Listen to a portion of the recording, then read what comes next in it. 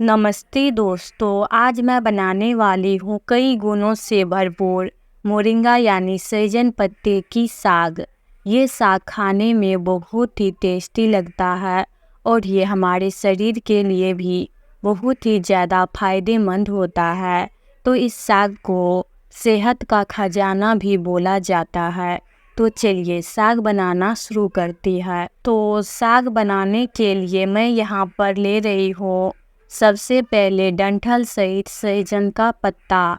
तो देखिए मैं यहाँ पर एकदम सॉफ्ट वाला पत्ता ले रही हूँ। तो चलिए अब पत्ते को अच्छे से झाड़ करके इसके जल्ले और कीड़े मकोड़े को निकाल देंगे। तो मैं यहाँ पर सारे पत्ते को अच्छे से झाड़ कर साफ कर ली हूँ। अब इसका इस तरह से छोटा छोटा पत्ता तोड़ेंगे। तो इसके डंठल को इस तरह से पकड़ेंगे और इसे इस तरह से खींचेंगे तो इसका सारा पत्ता आसानी से निकल जाएगा। तो देखिए बिल्कुल इस तरह से। तो इसी तरह से सारे पत्ते को तोड़ करके निकाल लेंगे। तो अब मैं यहाँ पर सारे पत्ते को डंठल से तोड़ करके निकाल ली हूँ। तो चलिए अब हम इसको फटाफट से धो करके साफ कर लेते हैं। तो इन सारे पत्ते को 1-2 बार साफ पानी से अच्छे से धो लेंगे।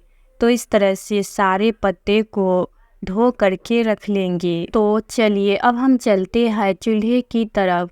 अब चूल्हा पर एक कढ़ाई में थोड़ा सा पानी डाल देंगे। पानी डालने के बाद पानी को हल्का सा गर्म होने देंगे। तो पानी जब हल्का सा गर्म हो जाएगा तब हम इसमें धोया हुआ सारा पत्ता डाल देंगे।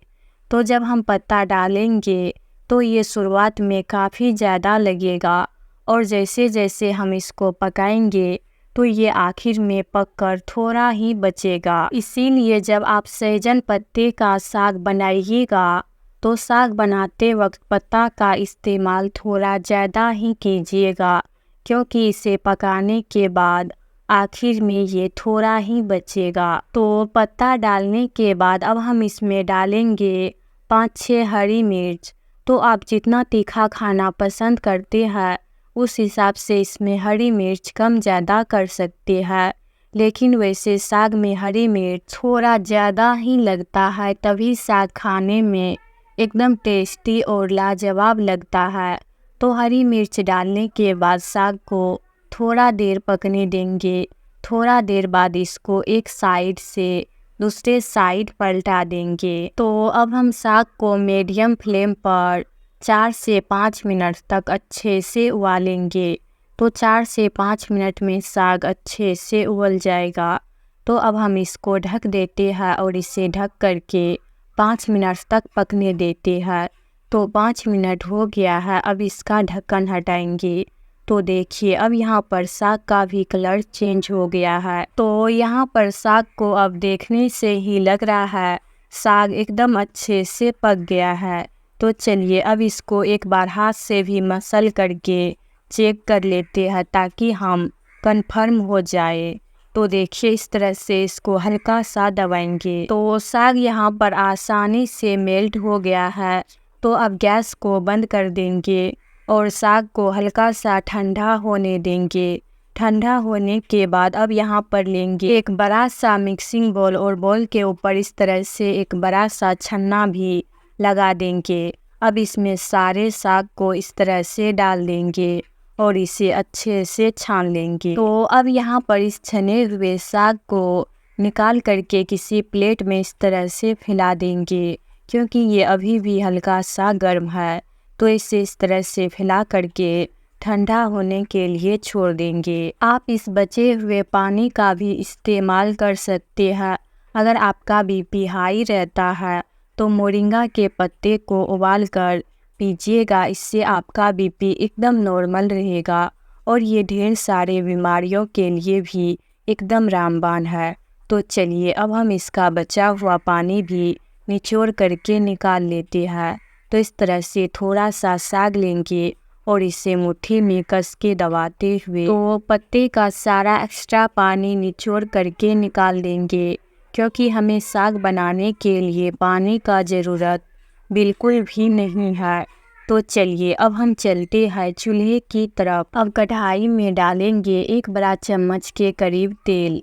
तो तेल गर्म होने के बाद इसमें डालेंगे 5-6 सूखी लाल मिर्च को तोड़ करके, और इसी के साथ इसमें डालेंगे 10-15 लहसुन के कलियां को छीलकर। अब मैं यहाँ पर डाल रही हूँ 1 मीडियम साइज के प्याज को इस तरह से स्लाइस में काट करके। तो प्याज डालने के बाद अब इन सारे चीज़ को एक बार अच्छे से मिक्स करेंगे। तो इसे चलाते हुए फ़ौरन को अच्छे से पका लेंगे। तो अब यहाँ पर फ़ौरन एकदम अच्छे से पक गया है। अब हम इसमें डालेंगे निचोड़ा हुआ पत्ता। तो पत्ते डालने के बाद अब पत्ता को फ़ौरन में अच्छे से मिक्स करेंगे। तो जब आप इस तरह से पत्ते को उबाल कर बनाइएगा तो साग जल्दी बन जाता है और ये खाने में भी एकदम टेस्टी लगता है। अब हम यहाँ पर डालेंगे स्वाद अनुसार नमक। तो मैं इसमें आधा चम्मच नमक डाल रही हूँ। आप अपने स्वाद के अनुसार नमक कम ज़्यादा कर सकते हैं। तो नमक डालने के बाद अब नमक को भी साग में अच्छे से मिक्स करेंगे। तो अब साग को चलाते हुए थोड़ा देर तक भूनेंगे ताकि इसमें जो थोड़ा बहुत पानी बच गया होगा वो भी अच्छे से सूख जाए। तो साग को लगभग 2 से 3 मिनट तक अच्छे से भून लेंगे। तो साग को हल्का हल्का इस तरह से दबाते हुए चलाएंगे, क्योंकि हमने साग का पानी निचोड़ते वक्त इसका मुट्ठी बनाए थे, तो इसलिए साग आपस में चिपक गया होगा। तो इसको हल्का हल्का इस तरह से दबाते हुए चलाएंगे तो सारे अलग हो जाएगा। तो अब यहाँ पर हमारा एकदम हेल्दी और टेस्टी साग बन कर के तैयार है। तो अब इसको निकाल करके किसी प्लेट में रख लेंगे और आप इस गर्मा गर्म टेस्टी साग को रोटी या चावल के साथ खाइए। खाने में बहुत ही स्वादिष्ट लगेगा। तो आप सभी भी इस रेसिपी को ज़रूर ट्राई करना।